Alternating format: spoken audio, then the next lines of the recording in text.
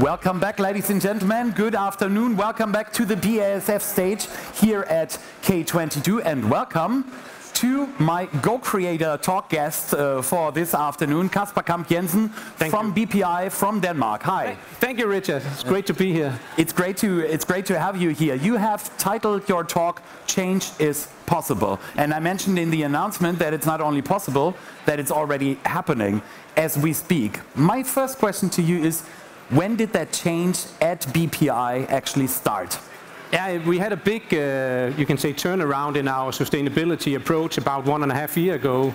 And what's really kicking off the whole project is actually a strong push, a strong message from our owners and from the board, saying you need to be more active on sustainability. We are doing things for many years. We are mechanically recycling since decades, but it's not enough.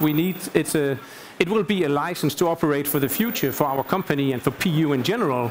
So you need to put more efforts into that, and it helps a lot when you have the full backup from your owners and from the top management. And I think that is a nice message for everybody that likes to have success with this. It has to start from the top to get it started. Yeah. But it also has to go down each level of the organization. Indeed, indeed. Yeah. So it's not a management project. Yeah. You have to involve the whole organization. But it started with that push, you know. And as we got started, we try to map out saying, what is actually the situation for a company like ours working with polyurethane foam? Two problems. Yeah. Okay. One is that we are depending on a fossil-based feedstock. Yeah. That I think is the main topic for today. And what are the options to get rid of that? And the other one is, of course, also what are the end-of-life solutions?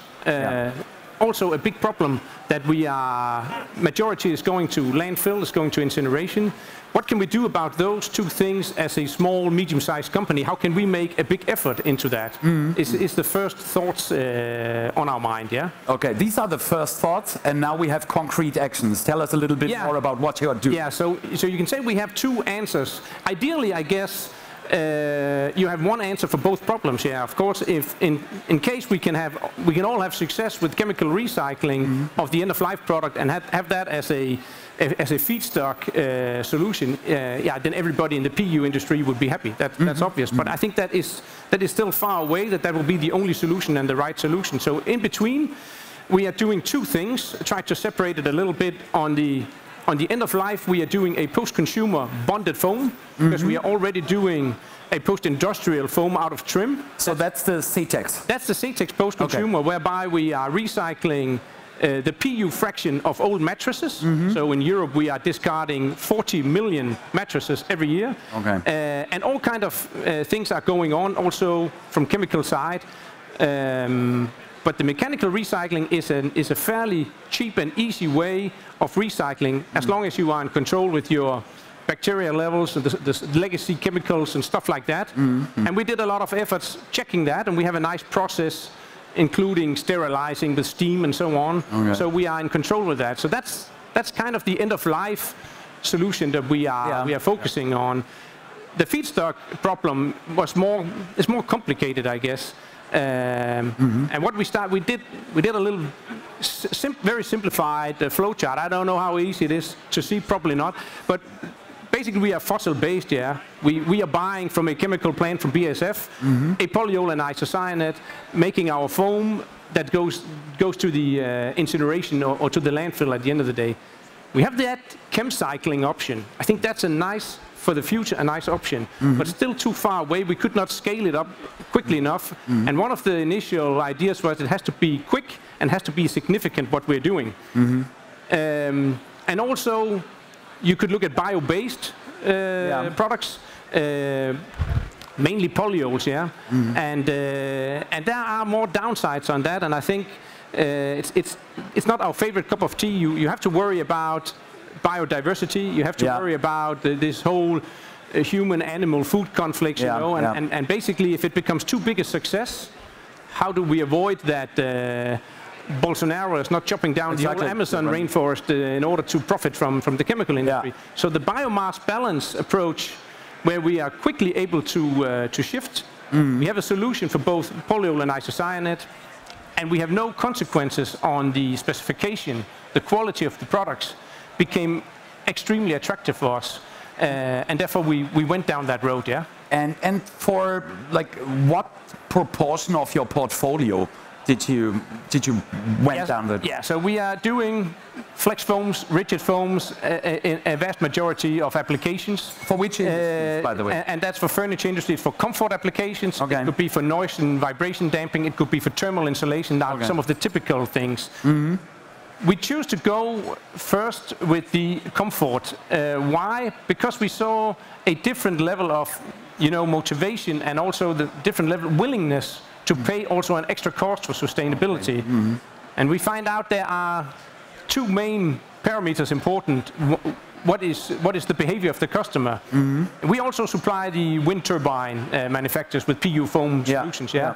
And if you compare that with a furniture manufacturer, you look at the amount of PU going into the product. How big a part of the product is that? That's one thing. Yeah. And you look at also, is that customer or that segment, is that already part of the green agenda? Yes or no? So when we come with a few kilos of PU foam for wind turbine manufacture, and we say here is something where you buy an extra fee, can have a biomass balance. Yeah. They are not that interested.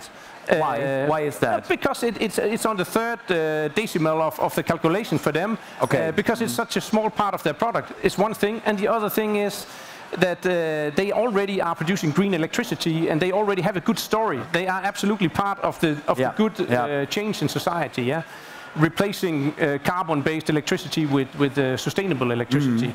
If you take the furniture customers, of course we all need the chairs and we all need mattresses and so on. But at the end of the day, it's a comfort product that is only consuming carbon. Yeah. So they are not really part of any green agenda, and that is catching up for them now. It's also a license to operate for the future for their side. And then also it's a big part of their product. And so far they are doing things with a cardboard box, or they are doing things with the textiles or the glue used or whatever. It's not really making a significant change in the carbon footprint of the product. But if you can have the foam part being significantly reduced carbon footprint, then it makes a big change, and that's why we said this is where we need to go all in. Yeah, and you did, and you actually did with quite full force. Yeah, because then comes up the discussion, how are we going to do this?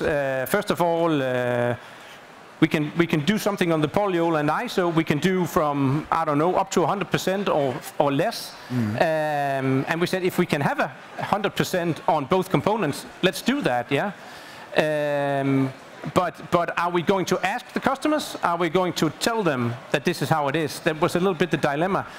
And if we ask them, say, yeah, you can have the conventional product or you can have the biomass balance product, I think some would say yes, but some would hesitate also and need to discuss internally or come back with all kinds of discussion points. Because they have doubts about the quality or the price or what? Yeah, probably both things. But, we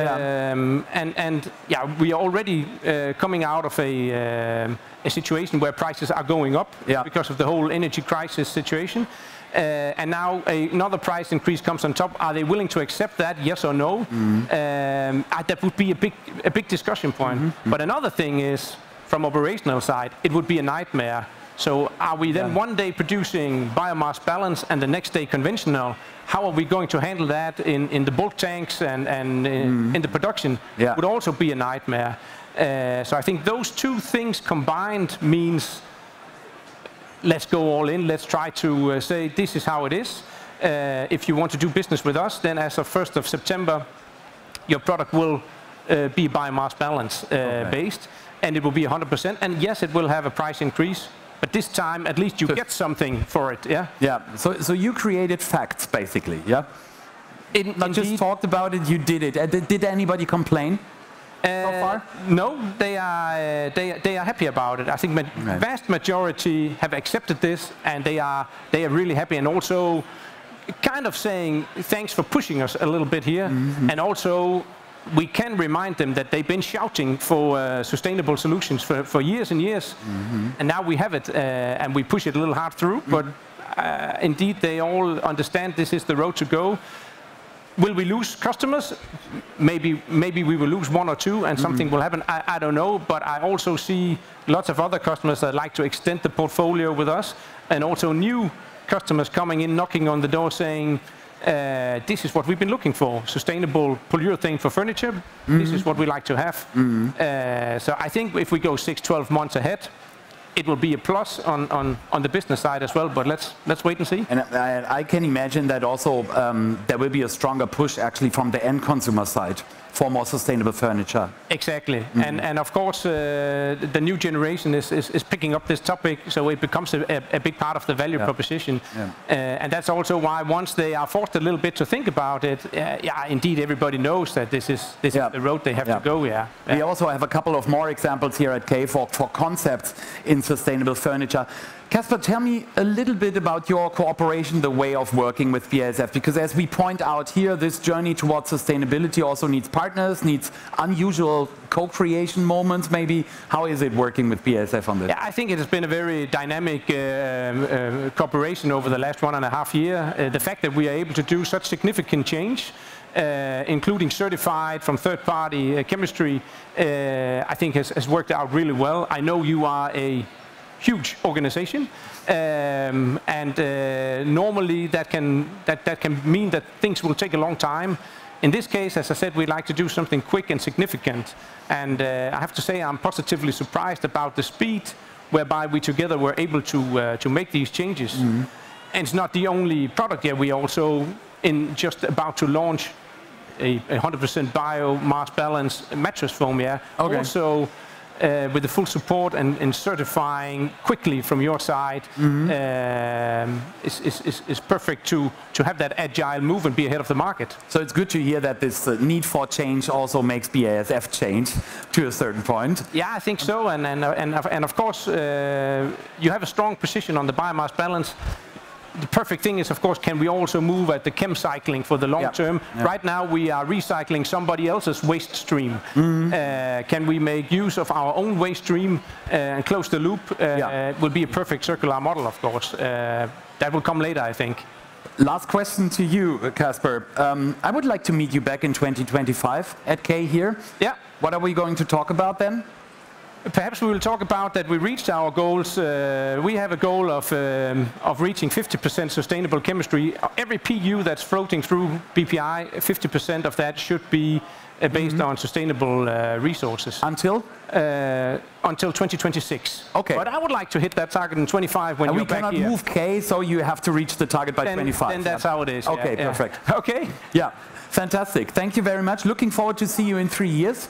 Me too. And you're still around for some more questions. Thanks a lot. Absolutely. That was our talk. Thank you. BASF. We create chemistry.